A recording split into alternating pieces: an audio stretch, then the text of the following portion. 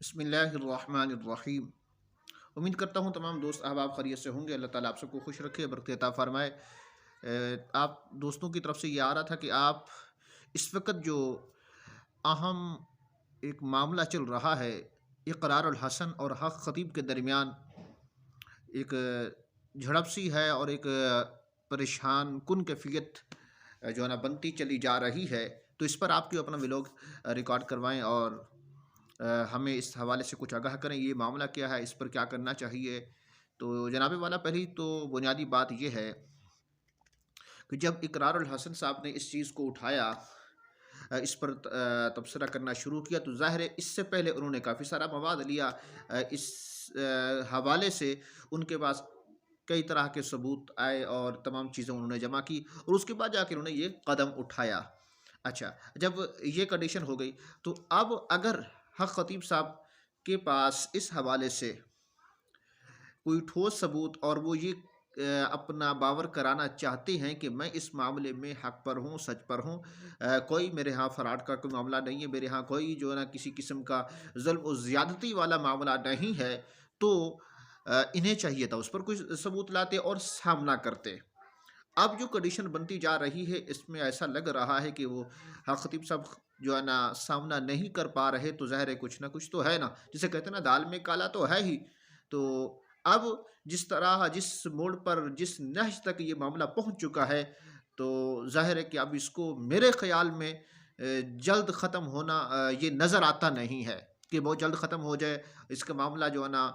ٹھنڈا پڑ جائے اور یہ سارے معاملات درستی کی طرف آ جائیں، تو یہ آسان بظاہر لگ نہیں رہا۔ اب ذرا اس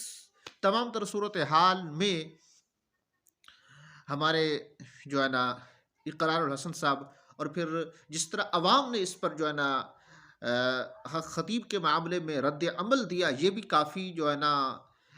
قابل غور بات ہے۔ جس قدر عوام کا ایک طرح سے سمندر امنڈ آیا اور یہ سارے معاملات ہوئے، اور پھر آخر کار جو ہے نا اداروں کو ایکشن لینا پڑا، اور انہوں نے جا کر جو ہے نا آگے بیریئر کھڑے کر دیے، کنٹینر کھڑے کر دیے، تاکہ کسی قسم کا کوئی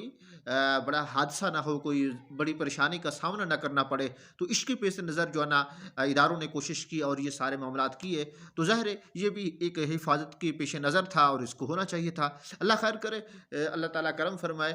تو اگر یہ معاملات اسی طرح کے ہیں جس طرح اقرار الحسن صاحب یہ بیان کر رہے ہیں، سامنے لا رہے ہیں، تو ظاہر ہے یہ قابل غور ہیں، قابل تشویش ہیں۔ تو اس پر ہم سب کو جو ہے نا آگاہ ہونا بھی چاہیے اور یہ معاملات درست ہونے چاہیے۔ اگر ظاہر ہے کہ عوام اہل سنت کو اس طرح لوٹا جا رہا ہے ختم نبوت کے نام پر، پیر و مریدی کے نام پر، تو ظاہر ہے یہ انتہائی کافی جو ہے نا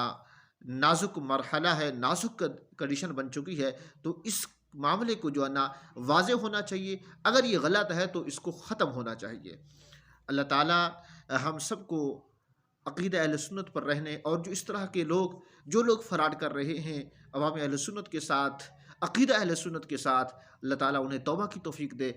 آمین آمین بجاہ خاتم النبی الکریم الامین وصلی اللہ علیہ وسلم۔ مزید اس کی تفصیلات انشاءاللہ اگلے ولاگ میں آپ کے سامنے رکھوں گا، اور اس حوالے سے اہم چیزیں اگلے ولاگ میں آپ کو پیش کروں گا انشاءاللہ۔